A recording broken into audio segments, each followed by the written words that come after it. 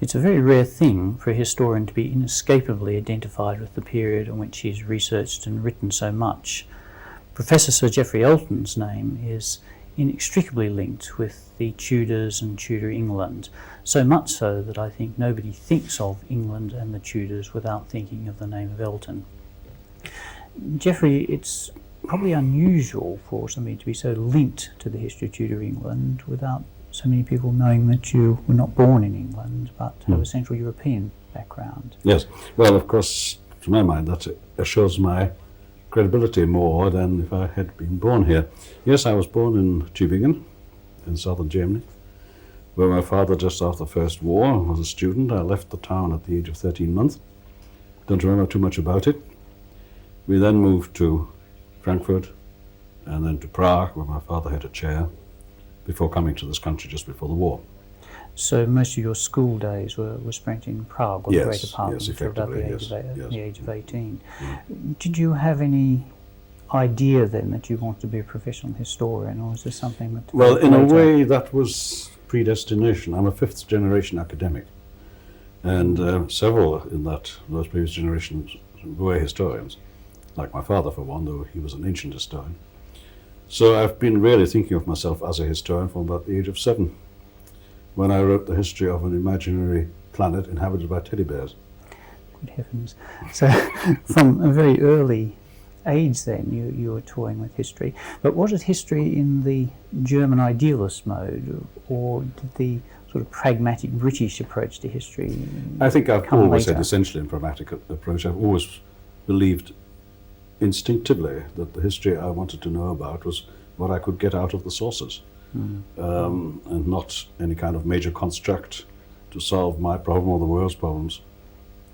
So I was predestined in a way for the English approach to it as well, yes. Yes. The whole family background seems to me to be one in which a whole lot of ideas were flying around continually. I know you have an uncle who was very active in Weimar period in developing ideas of Christian socialism and repudiating the relevance of Marxism. You're talking about Hans? Yes, yes. Well, yes, I never really believed in him. A clergyman, yes. Very much did that rub off on you? No, he was a philosopher by training, and then he got religion, became a Lutheran pastor, and when I knew him well enough to talk to him, he'd been in the concentration camp and come over here, and I must confess I never really caught on to him or his ideas. He was fundamentally, I think, a nice man, but he appeared to be like all these confessional church people, very single-minded and very wrapped up. No, I'm afraid this has not actually rubbed off. Although I did remember reading too that your father, when he moved away from Germany, or away from Prague, moved slightly from a German idealist approach to history to a British pragmatic approach to history. No, my father always was a late 19th century liberal by nature, and so on. I never have been. He had, I think, probably a German idealist approach up to a point.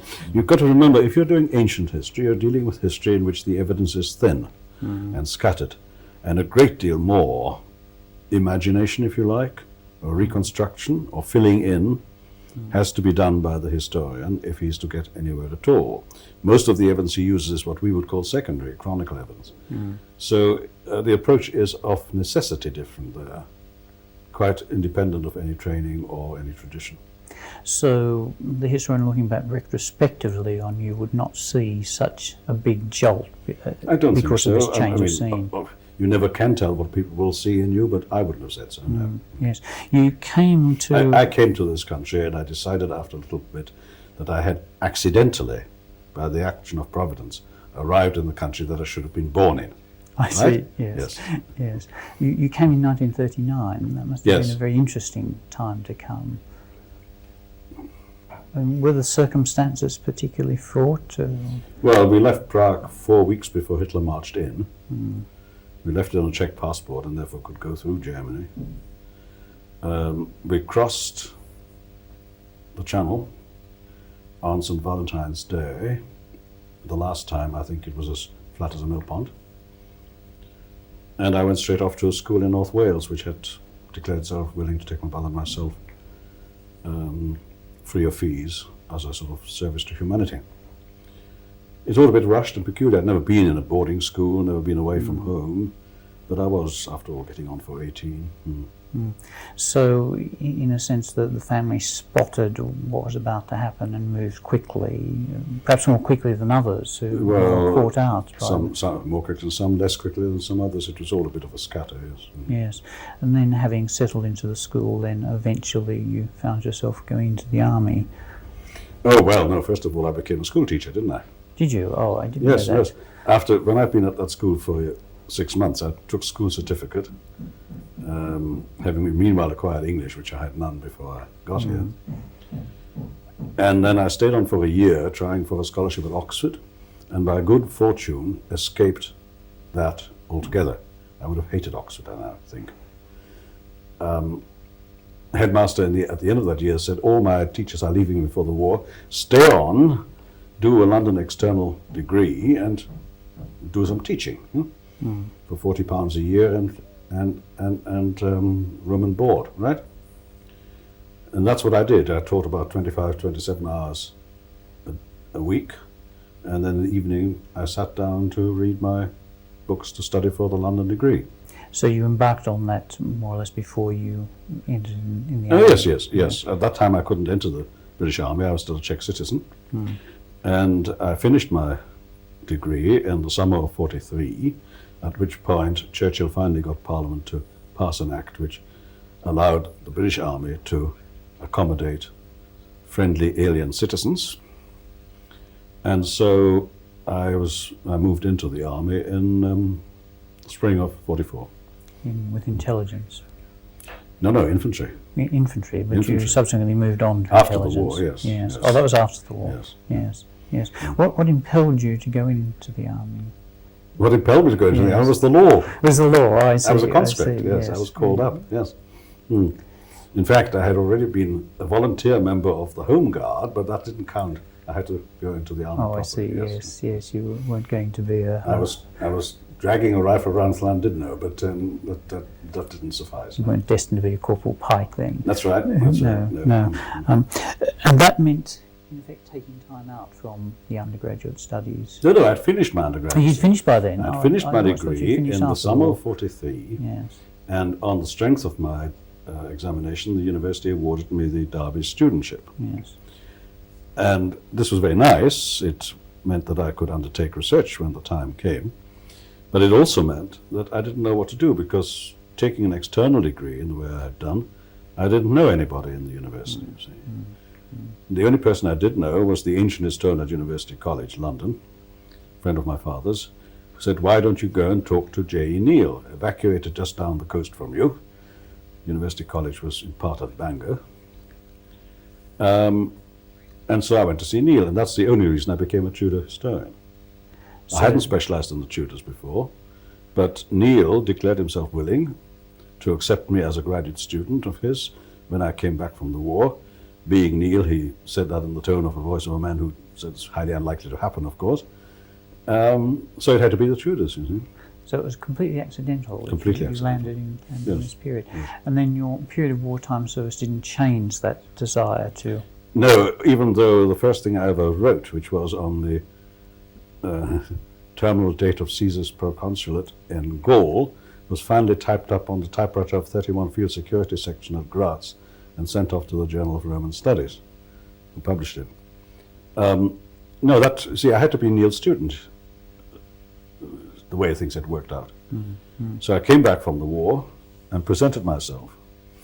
And another piece of accidental interference took place. Outside Neal's office, I met two of the young women who were doing individual parliaments for him, which he had a number of people working on for master's degrees, which he then combined into his books and so on. And we got talking. They said, what are you going to do? And I said, I don't know. I'm going in there to find out. And they said, piece of advice. On no account do Parliament, and for preference don't do Elizabeth. So I went in and said, I'll do Henry VIII, sir. He was a bit astonished, but gave me the only piece of advice I ever got from him. In that case, he said, you better start reading the letters and papers of Henry VIII. That was the total of my supervision from Neal. And he was quite right. Now, what I didn't know was once again, this curious bit of accidental good fortune, providential treatment, if you like. Virtually at that moment, A.F. Pollard went gaga. And Pollard had for 50 years reserved the reign of Henry VIII to himself. No one was allowed to work on it. People whom he could control, he moved forwards or back. Those he couldn't control, he reviewed out of existence. And so here was a territory, Tibet, opening, on which nothing really modern had been done for a generation or two. That was good luck, and I exploited it. How did you fall across Thomas Cromwell then? I came across Thomas Cromwell because I read the letters and papers as instructed. I see. And there I kept coming across this fellow who had been mentioned in the books, but not really been given the kind of prominence that the records seem to show he held. And that is how it happened. And that is why I maintain I know that it's possible to approach a historical period and its problems without answers in your mind. Simply asking, what does the evidence say to you?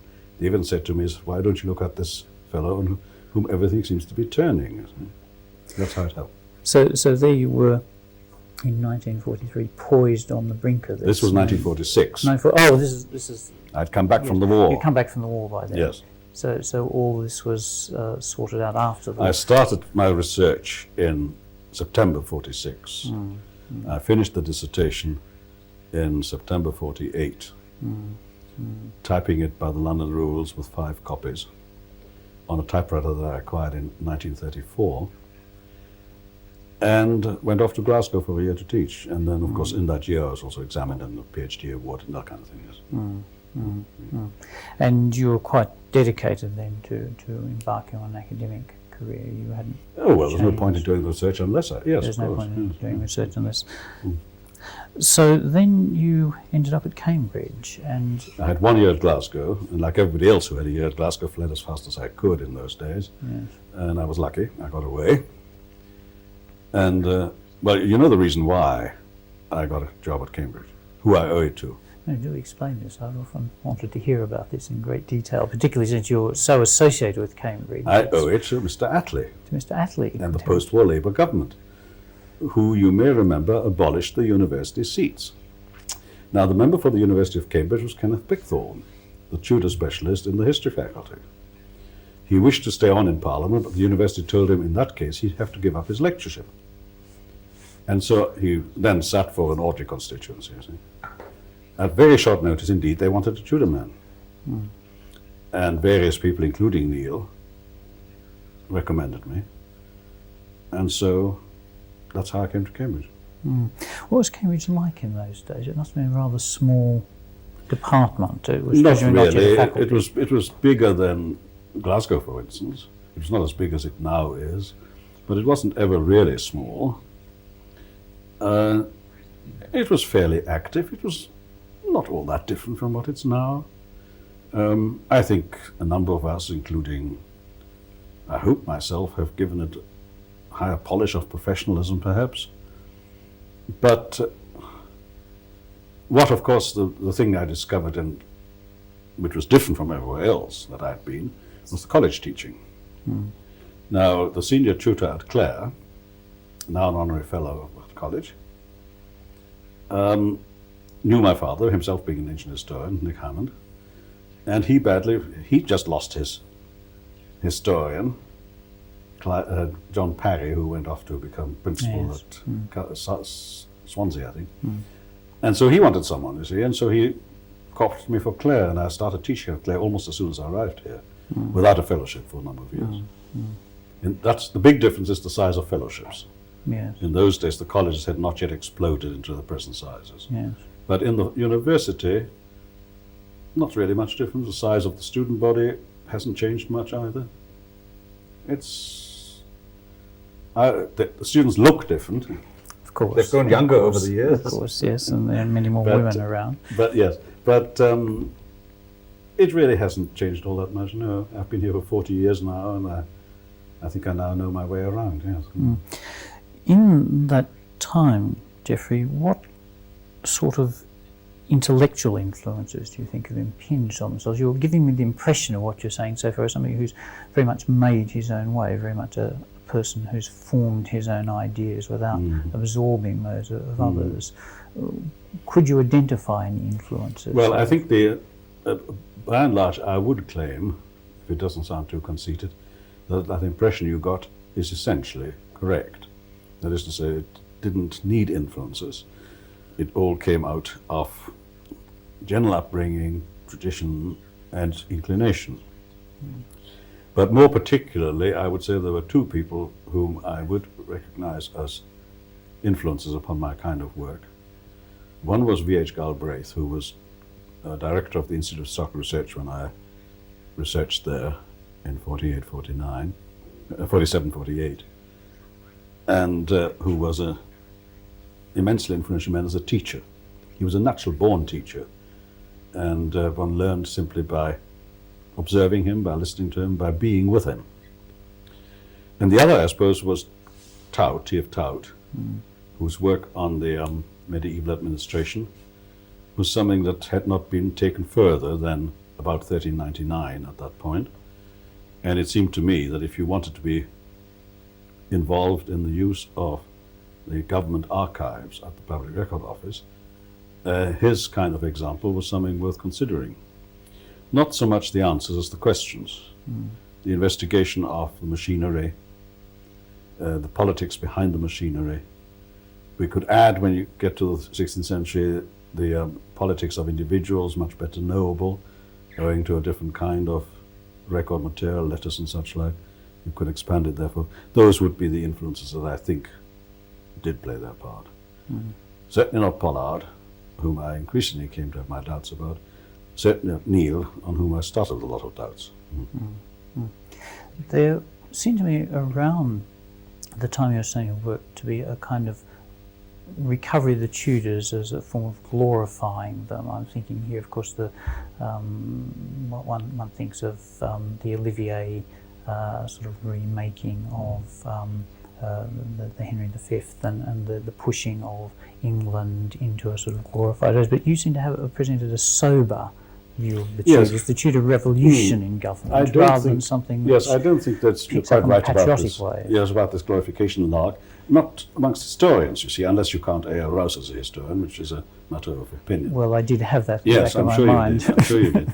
And Neil, of course, had this almost uxorious devotion to Queen Elizabeth. Yes. But otherwise, I mean, Olivier and so on, that was the end of the war, 45. In fact, I was in the army when that movie was made.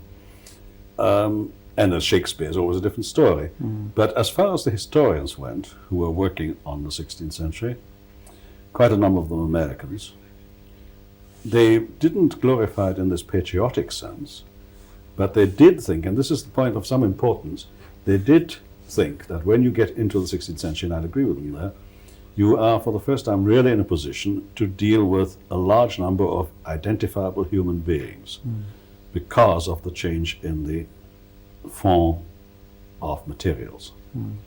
And that gives the 16th century a kind of personalized splendor, which you can't readily find in the earlier periods. They have, of course, improved that for the 15th and earlier centuries, but that is the thing that the 16th century proved attractive in.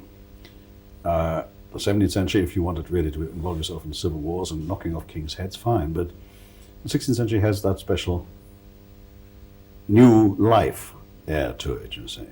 Now, some of that can, of course, become highly patriotic. There's always the Armada and things of that kind.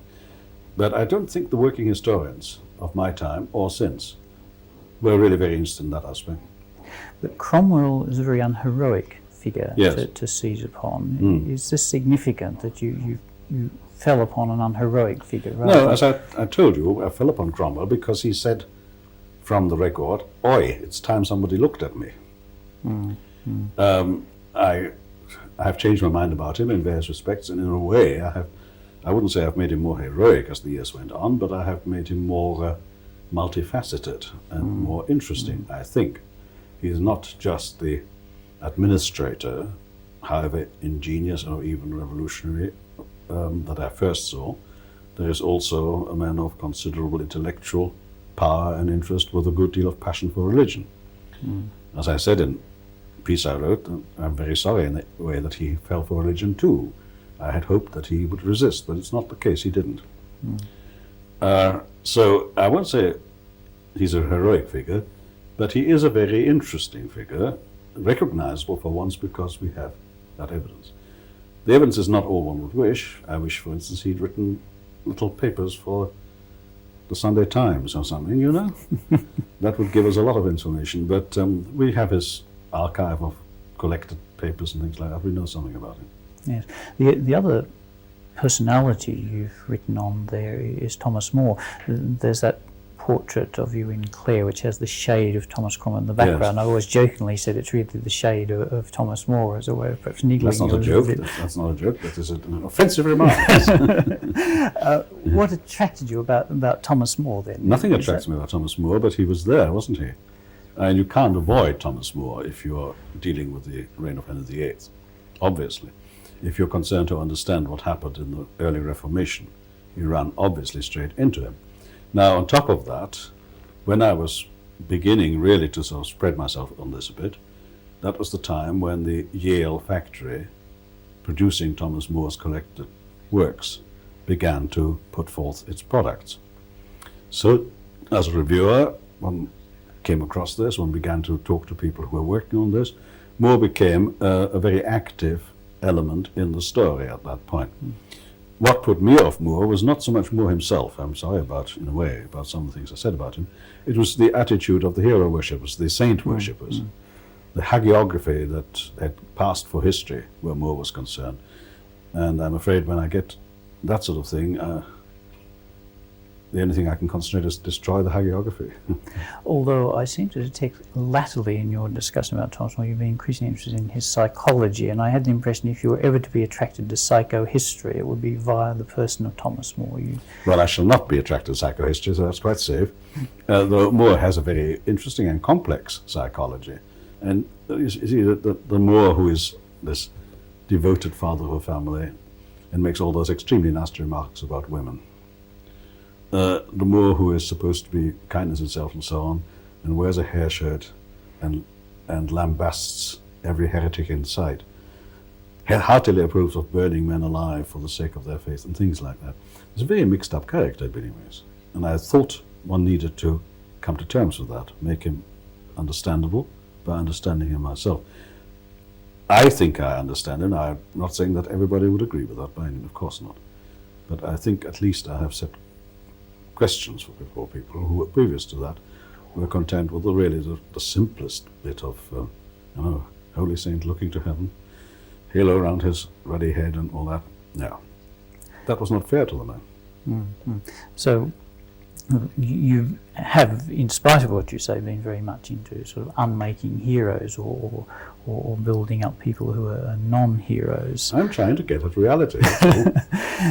How far has that influenced some of the later things? You studied in things like policy and police, history of crime, the grassroots spread of the Reformation. Here we're moving you on to your 72 book, Policy and Police. Do you think that is a subsequent development of what you're looking at in the earlier work, or was it a new direction? It was really because the thing that I myself don't now quite understand is that when I finished that PhD and in fact left the neighborhood of the PRO, I appeared to have something like 15 years of work in my files. During those 2 years of working on the dissertation, I'd collected an awful lot of things I didn't use in the dissertation, many of which came out as papers, and I'd always really, from the first, wanted to concern myself not only with Cromwell reforming the administration, which was the first book, but with Cromwell active as what I later called it, chief of police, enforcing that thing. That, again, there, the evidence of the material pressed me in that direction. It was so evident that much of his correspondence dealt with that kind of thing. So from the first, I really quite wanted to do that book. It was long delayed, largely by the fact that I used the material for a special subject in the history tripos, which gave it a 5-year delay before I could even think of putting it into print, you see. Then the Ford lectures came conveniently for it to be used there. But my involvement in this material went back really to my graduate student days. So there's a kind of continuum. There is. Yes, yes. One other thing I'd be intrigued to hear about is this great range of graduate students you've produced through Cambridge. There's been said that there are lots and lots of Elton pupils, but there's no Elton School of History. Well, I hope both those facts are true. The first one is certainly true, that is to say there have been, I've forgotten the figure, but it runs into about 65 or 70 people who've, most of them finished the PhD with me, one or two have not. One man arrived from the States wanting to work with me, unfortunately visited the PIO, met one of my students there who enthusiastically introduced him to the most obscure materials in the Exchequer, and the man turned back and went back to the States. So he never actually registered even. But yes, something like that. I hope it's not a school, because I'm against schools. I was never a member of a school. I believe in people following what the historical evidence and their skills tell and teach them. The only thing in which I would like it to be a school is that they do know the difference between sound work and bad work. Otherwise, they're on their own. But I've always taken the line that once the man has finished the PhD, he's no longer my student. He may be my friend, but he's not my student, right? And that is a different relationship. How quickly did it take to generate this kind of interest in doing research on the Tudors? I almost said research under the Tudors. Sometimes it sounds as though the Tudors are a dominating influence. Yes. How quickly did it take to develop, so to speak, substantial numbers of research students? Well, it happened imperceptibly, and I really find it very difficult now to recall it. Jack Skyswick was my first student, but by the time I'd been here, teaching here for about 7 years, I'd still only had singles. And then, for reasons which I don't understand, people started showing a greater interest. There's partly, no doubt, I was publishing and getting into the books that way. People were beginning to associate, as you said at the beginning, associate the Tudors with my name. If they didn't want to go to London, where Neil was working notoriously only on Parliament, nothing else, where else would they do it? That kind of thing. So they started coming, and then of course that is a thing that snowballs. Once you've got it going, once you've got a seminar, which means you must at least have about 8 people, it becomes a kind of natural center of attraction. People come to it because they've heard you can actually learn something there, that kind of thing. And I think that's what happened. You mentioned Scarisbrick as one of your pupils. Yes. Remind me of some of the others who've gone into subsequent academic life, because it strikes me they're all very diverse in their Yes, there's their Claire range of Cross at York, interests, who's a church historian. There's David Loads, who did the middle period. There's Dale Hoke at Williamsburg, working on Edward VI. Norman Jones, who's just published a book on usury between 1572 and 1624. And there's David Starkey at the LSE, with whom I've fallen out. And there's John Guy at Bristol, who's stayed more or less in the early Tudor bit, on Thomas More and the Council and Wolsey and such like. And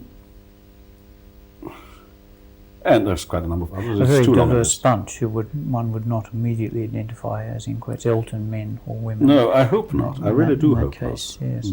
Now, Geoffrey, the other interesting side of your writing has been about European history. And, what led you to move out of the English context into looking at the wider European context? Well, to be absolutely truthful, G.N. Clark asking me to edit Volume 2 of the New Cambridge Modern History. That pointed my nose towards the rest of the world. This is early 60s, is it? No, it came out in 58. He commissioned me in 53. Oh, I see, yes.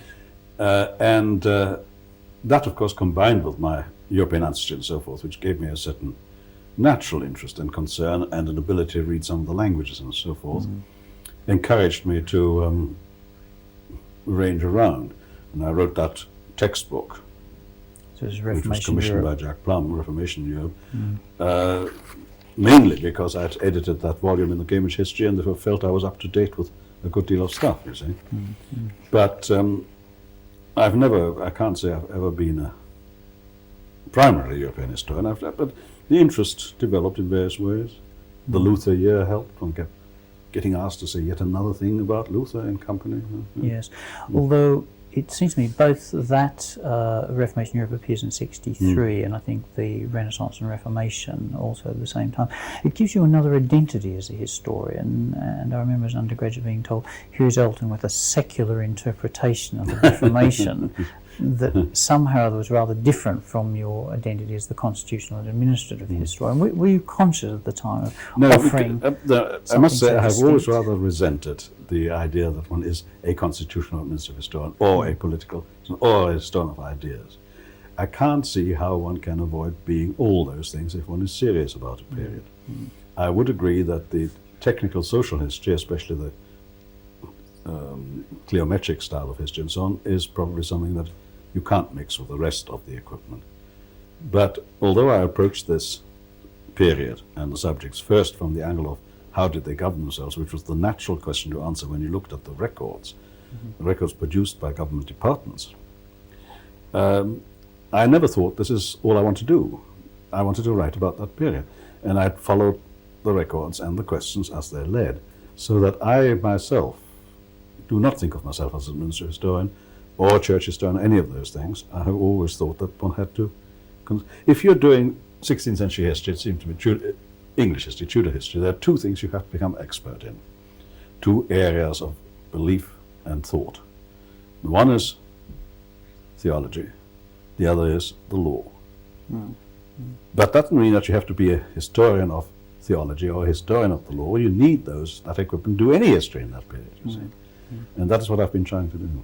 So you would say that Reformation Europe was not really a new departure for you, although it was perceived as such from outside. Well, it didn't feel like it. No. But this secular approach to the Reformation, if one could call it that, although presumably what you're saying is that it's not so much secular as emphasising things like the law and politics and administration, which have got shoved to one side. Yes, and treating religion as a problem of history rather than a problem of faith, yes. Yes.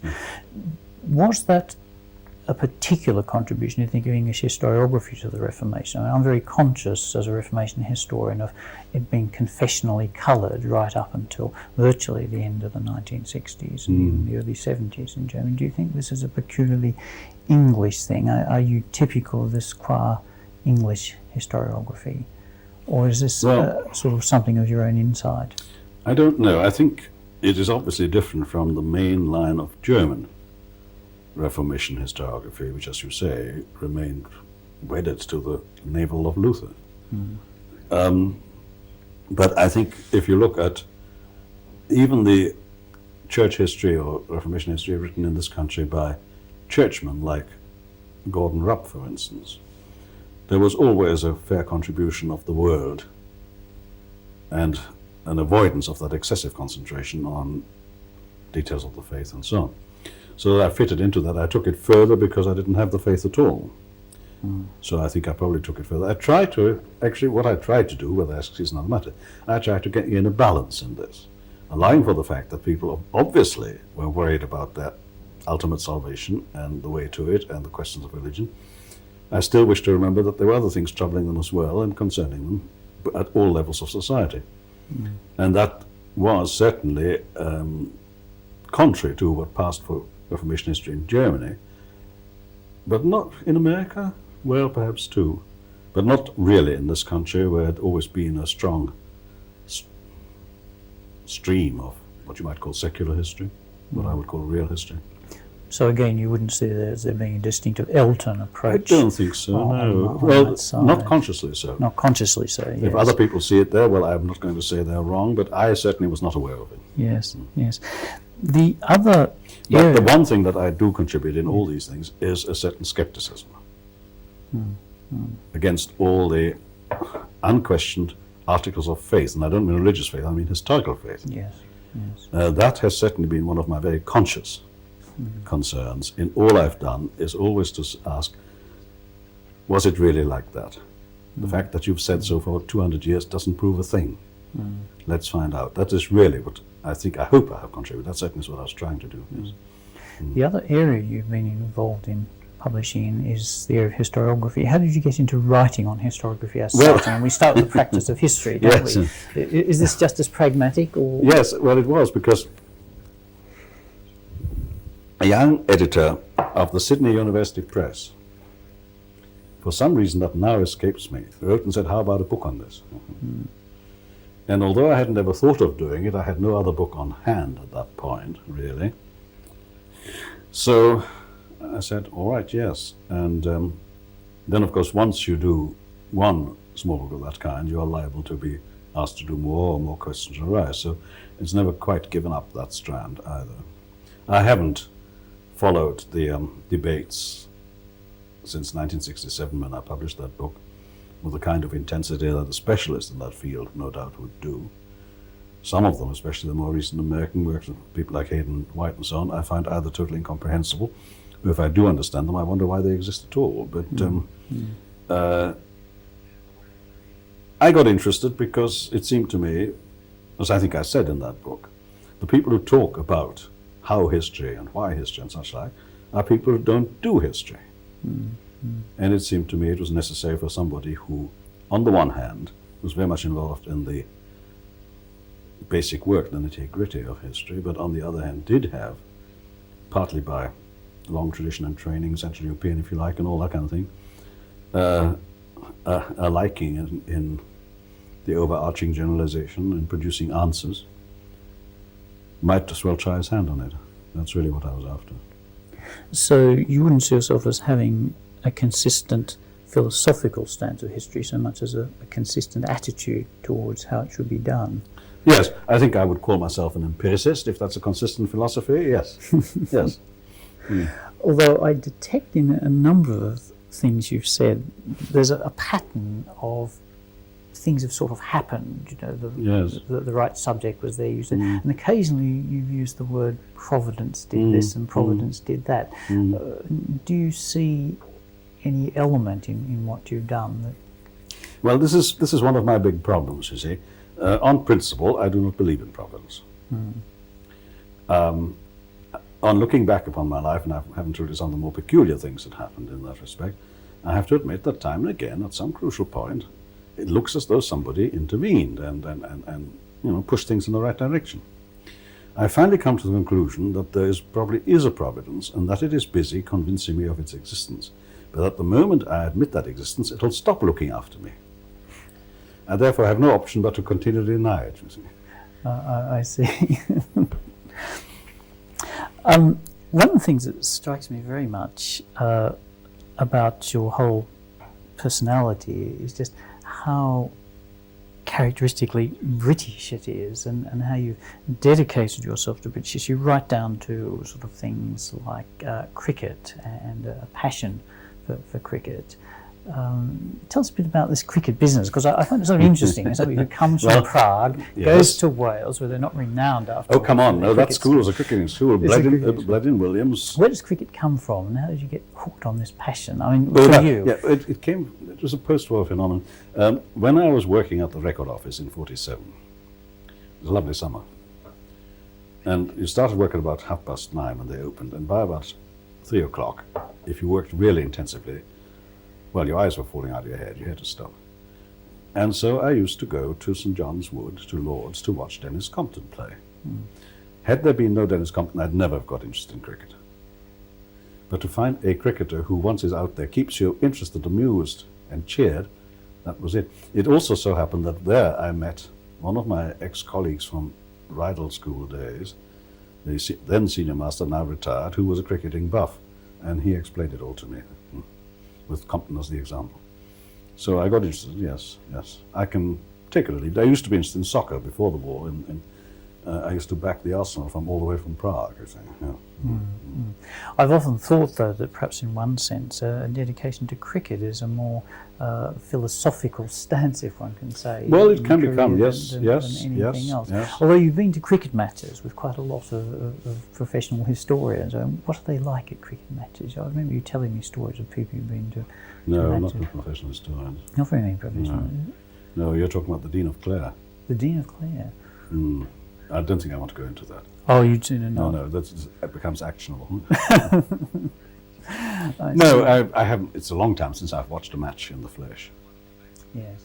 Partly because Fenner's, of course, is interesting only in term time, and I never had the time. Yes. And at the end of term it ceases, so I've not really seen live cricket for a long time. TV helps a bit. Well, it's a very odd game, which even when you begin to get absolutely totally bored with it, suddenly arrives. And who would have forecast Ian Botham, you see? Well, times, indeed. yeah. One other area I wanted to get you to talk about is all your publishing activity and your activity in educational matters, which you've had quite a long career now, and particularly with publishing, close association with Cambridge University Press. Well, with several things rather than... Many presses. I became a syndic of the press in 1963, I think it was, in the days when you were appointed for 2 periods of 7 years each, so run till 77. And I got very interested in that, in book production and like, and learned a lot about it. And if you're an active author, it's just as well you know something about it, because there's hostility between authors and publishers, authors and editors, so it's unwise. Doesn't help either side. A good many publishers deserve it, but that's neither here nor there. But my own, as it were, enterprises were all a little bit peculiarly specific, called forth by some circumstances. The first thing I did was, when I was on leave for a year, sabbatical leave in 65, I was working at the PRO and discovered there, to my astonishment and horror, that there was some kind of standing feud between the PRO and the historians centered upon the Institute of Historical Research. And I thought it was desirable to bridge this, and that is how I started the List and Index Society and the production of photographic reproductions of PRO indexes and lists to be distributed around the world, which has in fact turned out to be rather successful. We've published some 250 titles now. So, at the time I found that the PRO people were interested. The historians at the Institute, oh well, of course nothing will ever come of that, they said. Well, of course, if you take that line, nothing ever does come of it. We got it going. Then, and I used a London printer to do this work, who later proved useful in other enterprises. And when I was president of the Royal Historical Society, there were 2 things, it seemed to me, were very necessary for the profession, for which it seemed to me that society was the proper place to form a centre and an initiative. One was bibliography of British history, which was lacking, and that's been done since 75. And the other was, this was just after the first of the oil crisis, collapses of the printing and publishing trade, and therefore could we not find some way of getting young people's work into print? And that started the serious studies in history, which has now reached, I think, 56, 57 volumes. But it was simply a question of realizing that these problems existed, which they did, and then a willingness to pursue them and push through, collecting money, contributing money, and putting some beef behind it. The bibliography for 10 years I didn't do by myself. I had a team of editors, but I did all the typing up in the end for the printer and the indexes and all those little games.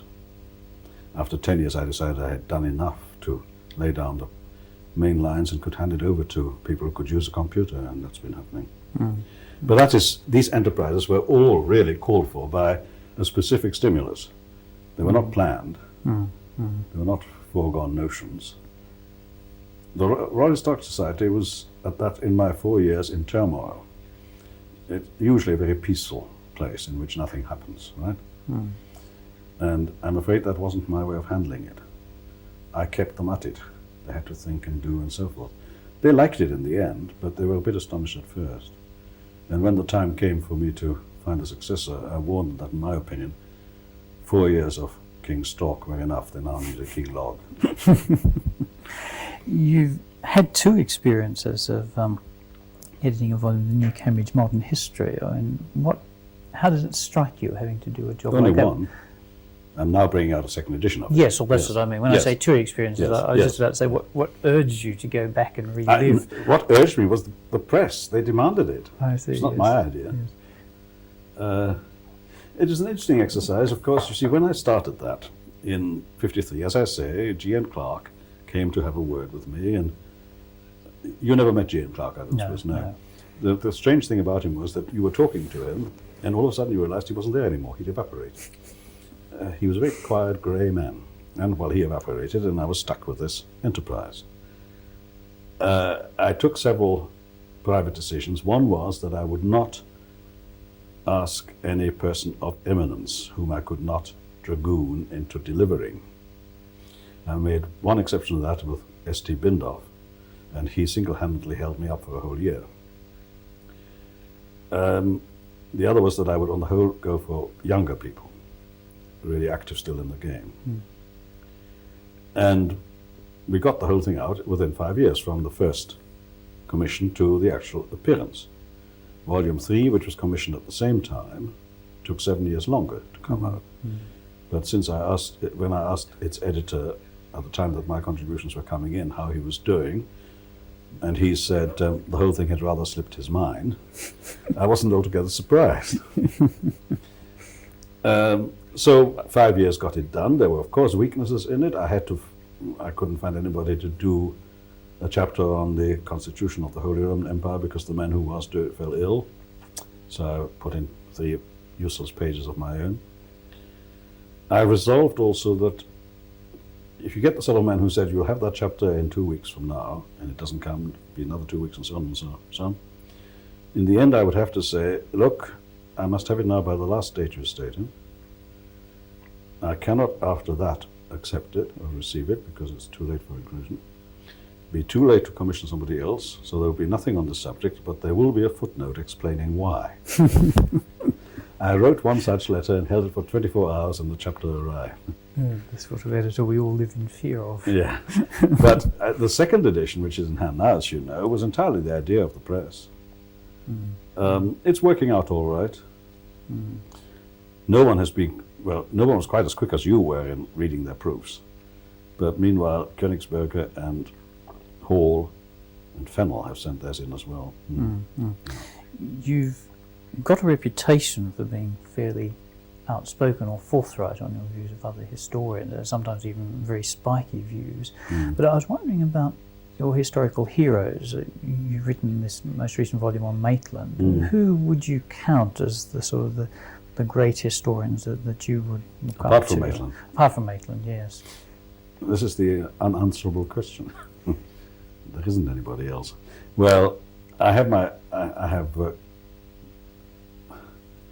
doubts about just about every historian, including Maitland here and there. Of course, no one is perfect. Mommsen would be another. The old Theodore Mommsen would be another that I have a high regard for. But then, of course, he worked in an area in which I'm no expert, although I have worked a bit in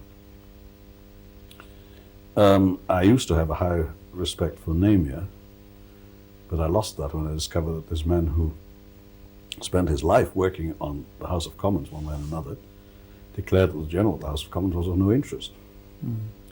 Therefore, approached the whole thing back and foremost. I have respect for a number of them. As I said, Galbraith and Tout were people I respected. Admired? No, just Maitland. Oh, and John Baker. So if we had a historian's equivalent of desert island discs and you had to pick out your 8 historians to take, would you rise to the number of 8, or would you take Maitland as your book with no, in that case, I would take Maitland. I'd take Maitland over one Maitland. No, at that point, I think I would go back behind the professional era. And I would be interested in the likes of, not Macaulay, I think, but certainly Clarendon, Gibbon, Humphrey Wanley, one or two people like that. For some reason, not the French, but that's mere prejudice. Yes. And then your last professional posting as Regius Professor, it seemed to me you were implying something that I think in your inaugural lecture, there was almost a certain providential element in that there's a connection with other Regius Professors. No. On the contrary, I say it seemed to me very strange to write my name after that list of illustrious names. No, there was nothing providential about it. A lot of people afterwards said it would have been a shame if I hadn't got it. Well, they hadn't appointed me. But that's neither here nor there. It certainly wasn't, incidentally, I do want to get that on the record, nothing to do with my politics. My successor, appointed by the same government, is intensely anti-conservative. So, Indeed. Well, a lot of people have said the other thing. but it's a post that has a reputation to uphold, and you must have been very conscious Well, of course, I was very proud of it. of that. Yes. At a very sticky time for the historical profession. Yes. Well, I suppose so, yes. I can't remember the day when the large numbers weren't convinced that the times were sticky, but no, I was proud of it, of course, and in a way, I wouldn't say I'd been angling for it ever since I came here, but it's been a possibility on the horizon which it was nice to think about. And it did have that, as far as personal history went, the only peculiar attraction that it was, after all, founded by a Hanoverian king who came. One of my ancestors founded a school at Wolfenbüttel, you see, next door to Hanover. Well, that was the providential. That was the providential bit, yes, that's right. Yes, mysterious yes. ways of Yes, providence. that's right. But I did detect in your inaugural lecture a sort of sense that there was a testing time ahead for history, Yes. particularly British history, Yes. and that it seemed to me you were trying to make an intervention there. Was I this was, consciously? yes. I was, yes, certainly, yes. I was trying to intervene in the cause of serious history as distinct from merely fashionable history. Yes.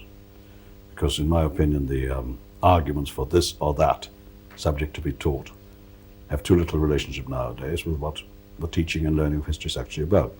And the main thing that really worries me in this present climate is the concentration on the last 100, 150 years, the concentration on an era in the history of the world when even the so-called Third World in many ways had a strong European tinge, so that everything you look at in your history course is very much of a muchness. There's insufficient differentiation across time and space. And the one of the good virtues, one of the best virtues in history as a teaching subject, is to take the student away from himself and his time and his environment and his concerns, and to remind him that there is a much greater and longer world into which he may by all means fit himself, but which he is not the sole manifestation of. And you can't do that with the last 200 years of history, as every American historian proves. That is my worry there. Therefore, continuous history in at least one area, reaching back 1,000 years, I think is essential. Now, in one sense, the most domestic question I've saved up for last, perhaps because it might seem a little bit too internal, but this is your association with Clare College, because you've been at Clare almost so long that again Elton and Clare tend to be identified. Oh, no. I wouldn't think so, for heaven's sake, no. But ask the senior tutor on that one. You're very much committed to the college as a place. Well, it's another side of you, it seems to me, that isn't seen from the side of you that's seen through publishing and other things. Well, it has to be said, I think it is true, that whenever I get myself involved in any given scene, I take it seriously. I find it very difficult to stand aside from it, at least for a long time. Now that I'm retired, attitudes and reactions are changing. But for instance, I never found it possible to sit on the history faculty board year in, year out and just go to sleep. And similarly in Clare. Now, what happened to me, of course, there was that I told you I was taken on to teach for Clare as soon as I arrived, and then I got the fellowship as soon as my first book appeared. So I was then a fellow of the college. Now it's a nice college, a peaceful college, friendly college, for his things that I could prove it well. And so, yes, I've been in many ways committed to it. But what else should one do? Look for another fellowship? And people have quarrelled with colleges before, but I don't quarrel with environments, with scenes that I'm in the middle of. I didn't quarrel with the army. I rather liked the army. I preferred to survive it, as I did, but I was never really infuriated by it, as so many people seem to have been. I never met any adverse sergeants. Became one myself in the end. Except, of course, it strikes me that the relationship to Clare has been one of very, very deep affection, in a way that perhaps one might not say about the army. In many ways, retrospectively, I'm quite affectionate towards the army, but yes, it's not the same. I suppose so, yes. Well, if you're a member of an institution of that kind, you either are a member, which involves a degree of affection, or you're not. And as I say, if I'm a member of anything, I am a member, and that's all there is to it. And what do Patriotism comes in the same category.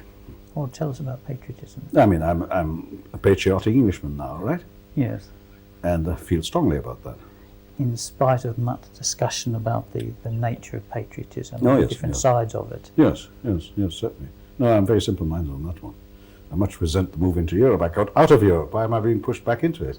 What would you say constitutes patriotism in the strongest and best sense that you'd appreciate it? Preferring all things English. Preferring all things English.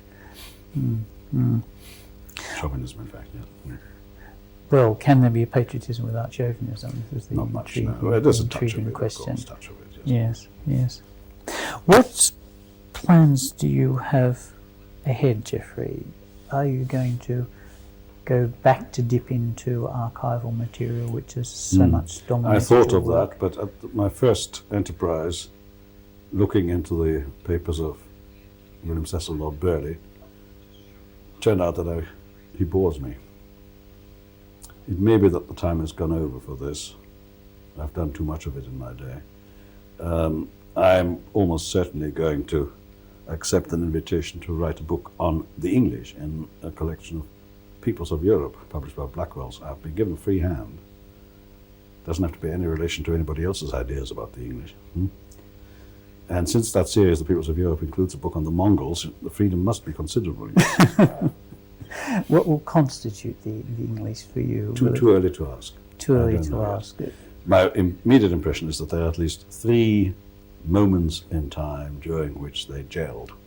And that is probably the structure: Anglo-Saxon, the age of Chaucer, and necessarily, needless to say, the age of Thomas Cromwell. The age of Tudor, not the age of the Tudors. You would now retitle your book, would you, England under the Tudors? England and Thomas Cromwell. No. No, it covers time that he was not there. Do you feel there's been a total consistency of approach over all your career? You've not changed direction or changed basic opinion on things? You felt that this is... This is a thing that is very difficult, it seems to me, to judge from inside it, as I'm bound to judge it. I think myself that both direction and emphases have changed at intervals, or changed back again, and so forth. As I said at the beginning, my guiding star always has been: ask no questions until you've seen what the evidence says you should ask. And that, of course, gives you new directions and changes of direction at all points, which are a bit beyond your own control. But what remains, I think, the same and identical thought behind it all, which I've also tried to do in teaching, is this concentration on the primacy of the past. Our task as historians is not to satisfy ourselves or our age, but to do justice to the past. If we can then use a proper past to help ourselves, fine, but that's the second stage. So much that goes on now, especially in the American discussions on this, seems to me to say that what matters is the historian, or critic, or whoever it might be. And I think that is very false and very bad. I remember a phrase that Thomas Nipperdey used at the International Congress of Historians in San Francisco in '75. He said, "It is our duty as historians to restore to the past that freedom of choice which once it had." And I think that's very well said, and I entirely believe that. That is to say, these people we're talking about didn't know what was going to happen next. They didn't know that Joachim de Fiore or Karl Marx or whoever it might be had already laid down their future. Or the present-day historian had already decided what mattered in them and for him. They were human agents, animated by reason and feeling, all the rest of it. And they are what we are after. It is our duty to them that I wish to fulfill. And the only way to get at them is through the historical record, through what is left behind, properly handled, properly understood. So that, to that extent, there is a sameness, yes, no question of it. But because it's such a mixed-up affair, the history of mankind, the particular manifestations, to me and through me, I suppose, to my readers, have of course changed. So we really come back to the practice of history as you've always conceived it. Well, that seems to me to be a very good point on which to end, and thank you very much. Thank you.